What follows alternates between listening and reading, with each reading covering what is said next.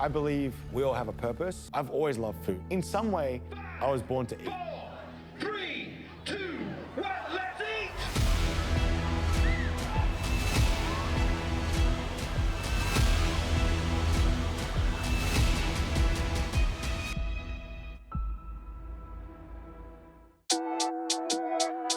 Welcome to the Kai Greene Effect.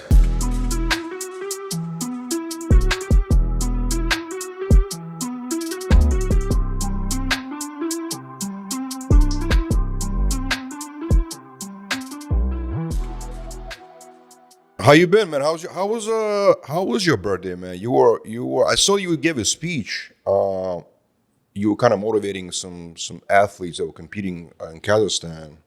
Is that right? Is that right? Yeah, it's funny. Funny thing, I got a chance to do a little bit more traveling, which lately I've been very fortunate to get a chance to do. Um, and I'm very thankful for the opportunity. I got a chance to guest pose. Nah, I'm just kidding. It wasn't guest posing. It was my first time actually traveling abroad as far as Kazakhstan. Um, a friend of mine, Chris Means, and we NPC Worldwide slash IFBB Pro League were doing this awesome show with Invictus Gems out in Kazakhstan. And it happened to happen on July 12th. So it was very interesting, man. It was a beautiful experience. I had an opportunity to travel as an ambassador to our beloved sport of Nice. competitive bodybuilding. And I got a chance to meet a whole bunch of athletes training and competing in another part of the world. And certainly on their own, I guess, fitness journey.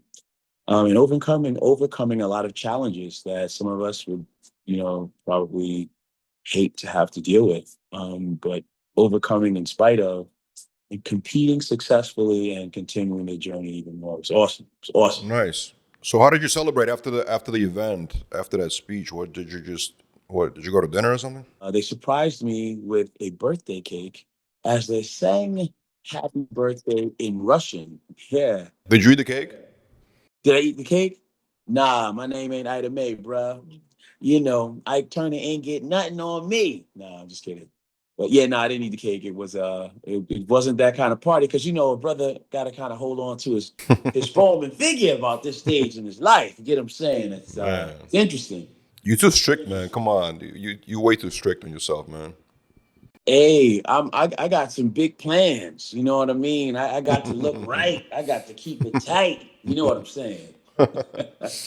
You know what I was wondering? What's the most you ever been without working out? Like how many days? Has that ever happened to you? Where you just like you say traveling or something? I'm sure there's hotels, have the gyms and stuff like that. But what's like the most you've ever been without going to the gym? That's a really interesting question because I think as I try to search for an answer to that, I realize just how much of a positive therapeutic experience training is for me in some shape or form. Mhm. So yeah, I say this to say, yeah, it's very, very hard to say that I've put together too many days where I don't get a chance to train. I think it's actually a very, very important part of my lifestyle um, as I try to do better and be better today. Right, right. You do cardio every single day too? Yeah, man, because I got to keep it right. Got to keep it tight, brother. It's all How do you good. do your Yes. cardio? Do you wake up and the first thing you do is cardio? Like fasted cardio they call it? Yeah, when I get up, I like to do fasted cardio. But if sometimes if my schedule is a little interesting, I might not be able to do cardio immediately with rising. But I try to make it a habit throughout the course of my day. If not, you know, then I certainly try not to allow more than a multiple of 2 days without activity and training. And the cardio you do is the Stairmaster, right? That's your preference? I love the step mill. I love the step mill. I think as you get older, there's one thing that you can't fool is a flight of steps. You know, yeah. Say what you want to That's say. You funny. can Miss Claro it away. You can shave it. You can fry it. You can updo it and dye it. But one thing you can't fool is a flight of steps. So yeah, I try to get on them regularly and master them, in order to feel better about me all the time. You ever tried? Some people do it. I mean, I don't think you do, but fasted workouts where you just Yeah, you do it. yeah, What's the I benefits of will. that? What's the benefits of the fasted workout? Depletion of glycogen readily to the muscles so Huh. that you can be ready for a big uptake immediately after your training. You can put yourself in a place of deficit that is, I think, capable of allowing you to target with almost mathematical certainty, where you kind of shuttle the glycogen. Right, right, right. All right, so we'll get some cool topics today, Kai. We have some really Yes, cool sir. questions for the lightning round, but I guess let's talk about this enhanced games. What do you know? Are you Ah, familiar with that? Are you familiar with that organization? I guess. help me, refresh me, because there are people at home that don't know. So they came on the scene a few years ago, and they announced. I guess it was like a startup, right? Uh-huh. Basically, enhanced games. I have it written down here. It's a proposed multi-sport event founded by an Australian businessman. It would allow athletes to use performance-enhancing substances without subject to drug tests. So Ah. it's basically like almost like Olympic Games. Not as many sports, but it's You like mean Olympic basically Games. what we already have already? They just reinvented it? Is that what I you're don't know. saying? I don't know, but basically they don't conform to like WADA or any other organizations that test for drug testing, basically, right? So Ah. it's not that you have to be on steroids to compete there, but they don't test for it. So basically they open up the lane. Okay, like what they saying they want to do is they want to break records, right? They want to find the athletes that are not being subject to testing so that they can do whatever they want and maybe then break some groundbreaking records of the world. So they actually been in the making for the last few years, but they're launching officially next year in Vegas. And I think they're starting with 3 sports. I think it's swimming, track and field, and weightlifting. Mm. So what's interesting about it, like you said, don't we have that already, right? So that's assuming that everybody everybody is using something in the Olympics or any other pretty much sport. That's actually a good point. Yeah. So first of all, what do you think about the concept? So like steroid friendly competitions. I think it's an attempt to kind of reinvent the wheel. I think that the topic in itself suggests that there might be a need to revamp itself. When you think about the current organizations as they exist, they might need to. Sometimes, an organization can exist without underscoring or highlighting, um, what their standards are and what the expectations should be in the mind and hearts of the fans, enthusiasts, and spectators alike. I think if you have a situation where the people have forgotten or are very out of touch with what the standards are, then you may just need to, bring it to the fore again. And if you don't, then it's very easy for someone to think, "Hey, I'm making something new," when they're really only just going back to, or revisiting a new way of stating what is already obvious. So when you watch professional sports, right? Like you personally, when you watch any professional sports or even Olympic Games, do you typically assume that everybody is enhanced and they're just hiding it? Some hide it better than others. That's why they don't get caught basically by these commissions or drug testing. Do you assume that, or do you not even think about it? I think the closer we get to the realm of human performance and imagining that we get a chance to see it uh, demonstrated at very high levels of ability, I think that it does become easier to imagine that there's some extra element that is there. Hmm. And that can happen a lot. I think the first time I felt cheated, you might want to turn around and say, "Hey, was I cheated or was this guy just that much better than me?" Right. What's interesting, do you remember a few years back, it was a famous cyclist, Armstrong, his name was.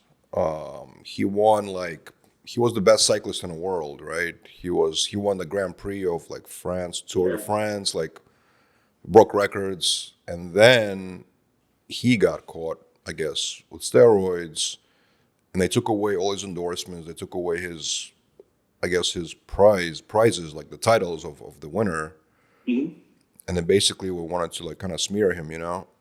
Yeah, I think that's unfortunate that he would be made an example of with that, especially when I guess they have rules and it's established, how to play in accordance with those rules. And I guess if you go outside of the rules and you're able to get caught going outside of the rules, then that's a bad thing. But there's also the opportunity to know that there are rules that exist, that govern our organizations that are with playing within the rules, even when you are playing supposedly outside of the rules, because there's some rules that are politically important to be, and there's some rules that Right. are not, important beyond the public face of what is. So I guess being able to understand that and be clear about that is an important thing to do. I think it was terrible to make an example of Mr. Armstrong like that. But Kai, in NPC, right? Since you're talking about the bodybuilding now, an NPC, like I don't know how it is right now, but back in the day, were there like they had some events that were tested and some were untested? Yeah, the wonderful thing about the NPC that I got a chance to, the NPC that I grew up in, because I was the benefit of um, participating in the NPC, paying NPC dues, NPC card carrying membership dues since I was a teenager. I competed in the NPC as a teenage bodybuilder, as an up and coming amateur bodybuilder, as an adult, and as a full grown adult man, and even going on to becoming a professional athlete in my so beloved sport. Yeah, I have gotten a chance to experience the NPC. I am bodybuilding. Um, and with saying that, the NPC was awesome because it offered a whole bunch of opportunities. There was a place for a person that was natural, and not gotten to a place in their career where they were looking to, you express their personal pursuits in a way that would make it um, likely to explore other realities that could be considered darker realities. There was a place in the NPC and the IFBB that afforded you that option. If you were an athlete that wanted to compete and be 100% drug unenhanced, there was a place for you for that. And it was awesome because it allowed me through opportunities like that to develop an understanding of what it means for me to be an athlete competing without pharmaceutical enhancements. And I think it made it that much more, um, made it a lot more easier for me to make choices for myself at a time that was appropriate, when I needed to consider other things, um, and go in other directions with the development of my career. Interesting. Is it true that back in the day, if you're a bodybuilder, and let's say you have a supplement contract, right, with a supplement company, they put on a very specific clause, something that like if you end up, get caught with some type of steroid, like if you get in trouble with steroids, they basically automatically drop you or something like this. Was there a clause like that in contracts back in the day? Oh yeah, well, I think every right thinking company wants to avoid scandals, and no doubt the darker reality of some of these things behind the scenes can, create a lot of room for misinterpretation and a black eye and infamy. Um, to do that, to experience that could be, the death of your brand, you know. So Interesting. yeah, They're it very wouldn't be they're very even strict this time. there are contracts now, that was signed that'll have like morality clauses, or Wow. something along the lines of, an expectation of your willingness to keep your reputation clean, to stay up in an upright fashion, so to speak. to avoid negative entanglements and the possibility of being, discovered with a black eye or giving a black eye to the companies that you represent. It's interesting. So back to enhanced games, right?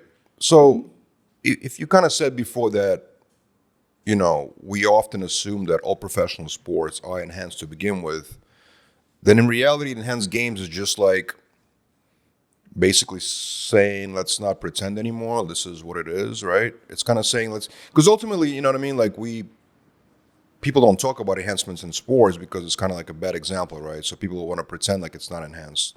So with enhanced games, they're basically saying, let's not pretend anymore. It is what it is.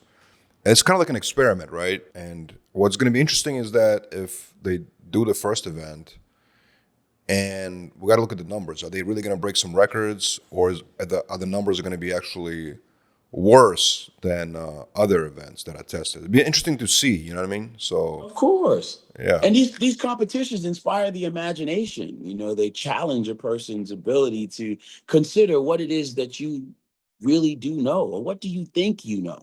yeah, Every time we've seen an athlete that was thought to be the strongest, the best performer at any given discipline, the fastest runner to cross the finish line, give it enough time in the future, there is another athlete that does the same in record time. It's time even right, shorter. Like right. there's always room for improvement. And I think the question about how to improve, or if it's possible, is not begun and ended on just the topic of pharmaceuticals. Yeah. All right, Kyle. We got a lightning round of questions here. We got some Let's do it. questions that we picked out. So let me read it for you. You tell me how you feel about it. I like lightning. Lightning's good. Yeah, And when for it's sure. round, whoa, let's go. The first one is from Sebastian Salomaki 7861. What's the best thing? Sebastian, that's what's up. Sebastian, yeah. What's the best thing about competing professionally, and what's the worst? So the best and the worst for you. The best thing about competing professionally, that's a good question. Thank you, Sebastian. You are what's up. Can't pronounce the last part of your name, but I'm sure it has value. And certainly your question does. I think the best and the worst part about competing professionally is one, the spotlight, and the opportunity to do what you love to do, that you're willing to sacrifice long and hard, many hours to learn how to do well, to discover your passion of doing it well and thrive on doing it at a very, very high level, in front of the the whole world to see on the stage designed to do it. That is a great thing.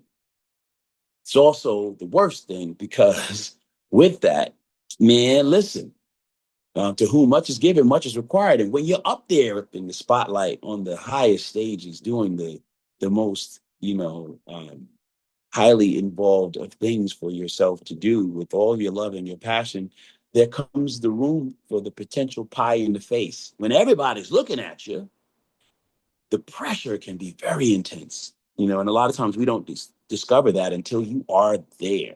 Right. It's one thing to be the fan and the enthusiast at home, sitting in your comfort zone, talking about, hey, I would have done this. I would love to do. If I would do. Everybody would be the biggest and most golden looking French fry in the vat. No one wants to be the shriveled up, small, little broken French fry at the bottom, burnt up. No one wants to be that. And I think being on the big stage, being in the biggest place, doing the thing that is the biggest thing in your life, um, the ability to fall on your face doing it, can be devastating, for a lot of people, and hard to come back from. Cool. Let's go to the next one. That was a good one, Let's Kai. see. Svano00. All right. So he's asking, or she's asking, how did it feel to defeat Jay Cutler at 2013 Olympia? You came in second that year, and he placed sixth. He's Mr. Olympia after all, and you placed higher. You remember that year, 2013? Yeah, absolutely. I did. Truth is, Jay Cutler was so well decorated and developed by that time in his career. There was really nothing for him to prove. In fact, it was proven because once you spent all these nights and evenings dreaming and believing and hoping and praying and working and, you know, for the smoke to clear and the dust to settle and for him to be not, you know, announced as, um, to say that there's room for you to be announced as, you know, in the places that you got that were, it meant that, yeah, something had to change. And when it did, this was the new. The change in the guard had come. But I don't think it was anything that I thought it was going to be, you know, because Jay Cutler was already so well established, his career and legacy, even now. And he'd won big that year. If you got a chance to look at what he was doing with laying down the groundwork for his Yeah, businesses and his career continuing beyond. Because now, even now, today, he's still, if not the most profitable, you know, and successful athlete slash businessman at his level in our sport. definitely. It is something to take very, very serious when you look at. So yeah, I dare say that though he placed sixth that year, it's not as if he lost Oh yeah. by What's any interesting, stretch of the imagination. that was the final year of him competing actually on the stage, and then that was the first Olympia for Big Ramy.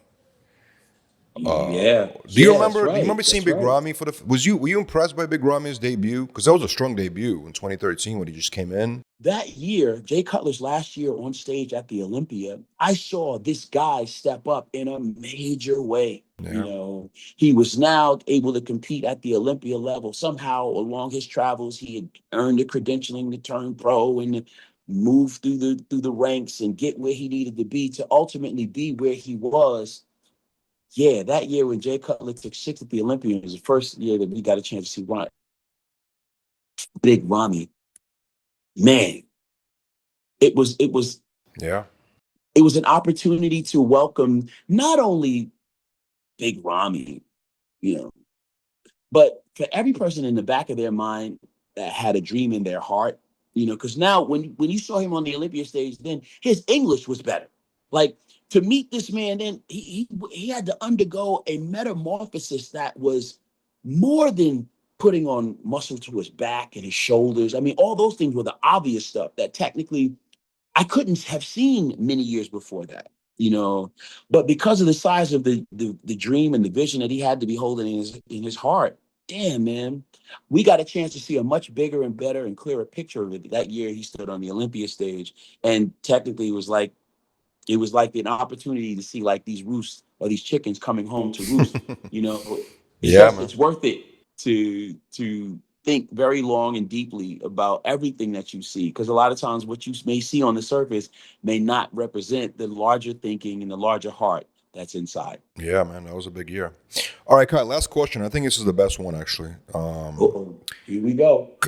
Crown Me Twice 9191. All right, he's asking.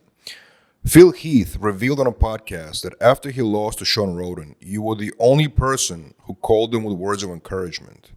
Is this true? And what do you remember about that call? I actually saw that clip. I know what this guy's talking about. Phil did say somewhere that after he lost that year, you were the only person that called him, I guess, from competitors and offered words of encouragement. So is this true, Kai? And what did you say? You know, there's a part of me that wants to say absolutely not. I know what this guy's talking about. He's a liar. Um, but to be very honest, there's no. Yes, that did happen.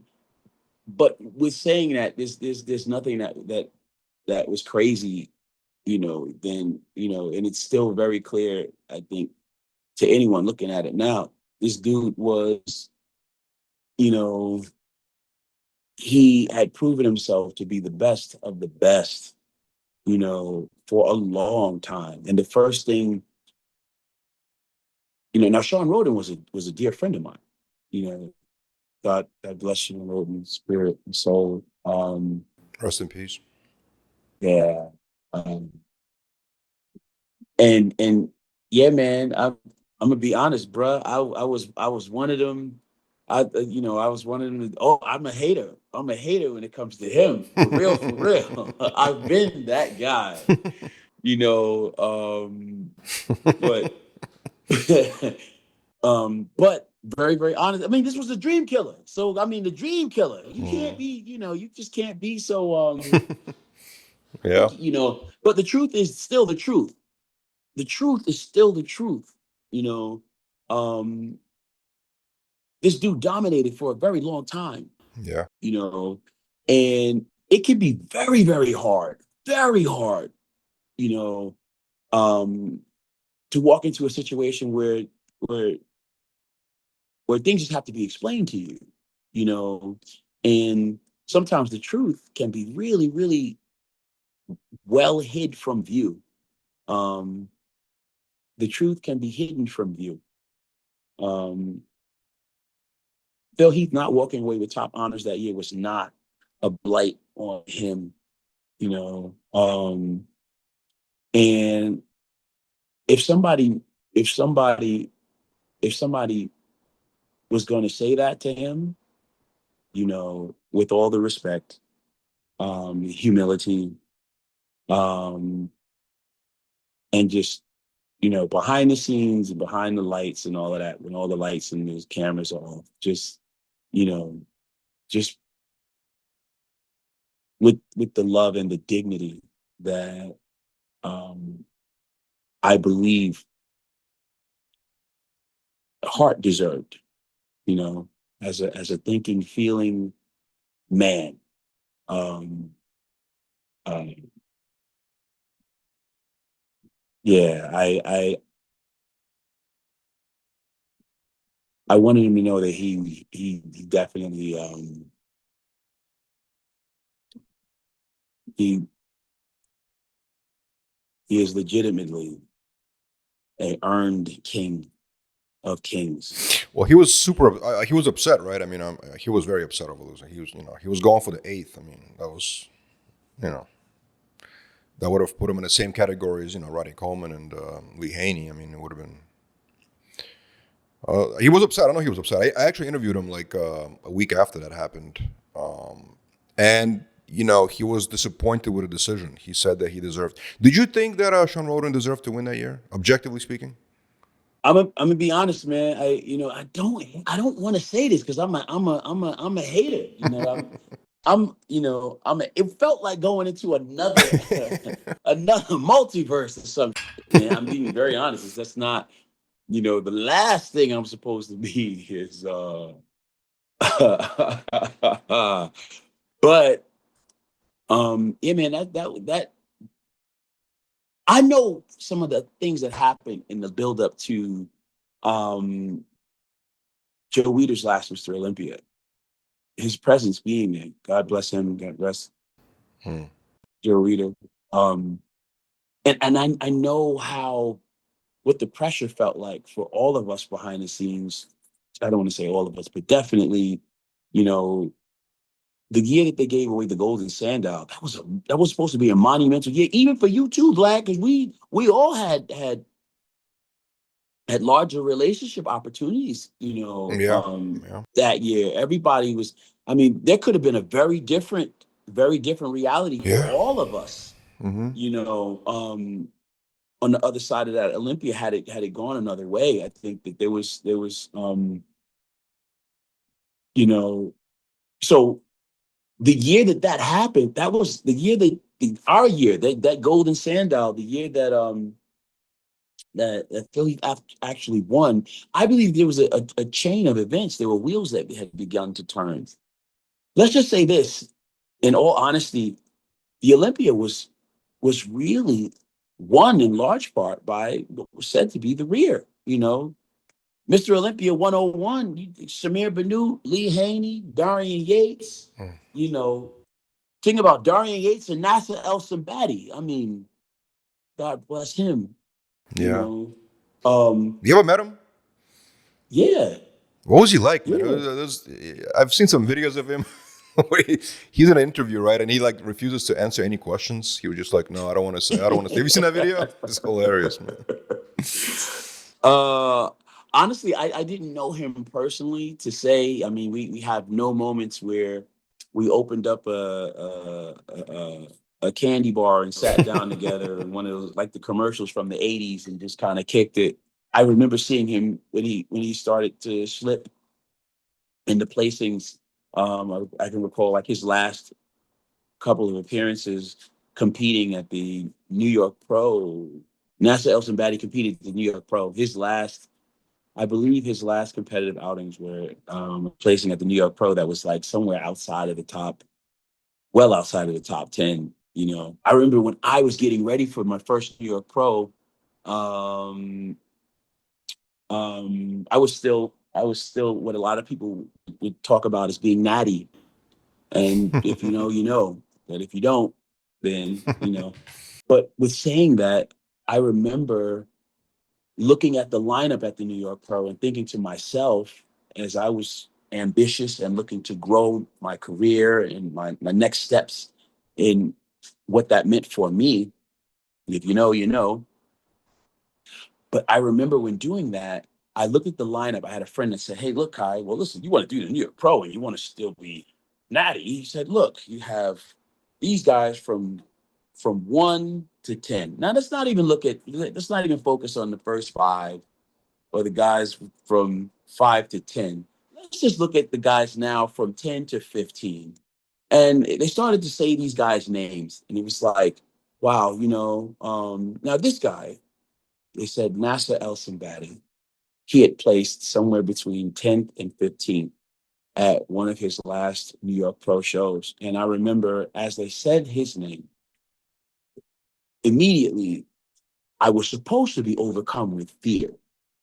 Because the idea that they were trying to share with me was that, hey, look, do you know who this is? Do you recognize these names? How dare you be audacious enough in your willingness to think, hopefully, that you can come to this show without certain bases covered, Right.